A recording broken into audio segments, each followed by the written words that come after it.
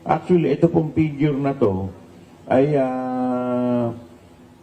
dito po kasi sa figure na to, medyo maliit lang.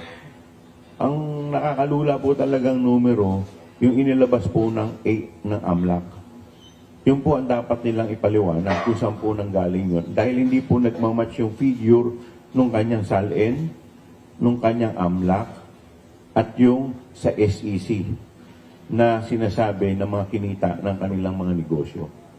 At ang isa pa pong issue na lumalabas po kasi dito, nung tinignan po natin yung SALN, na isa pong masasabing violation, sa ating po saligang batas, ang Vice President, ang Presidente, Vice President, Member of the Cabinet, they are not allowed to engage in any business or profession.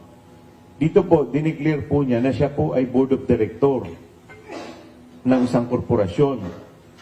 So, dun lamang po, violation na po.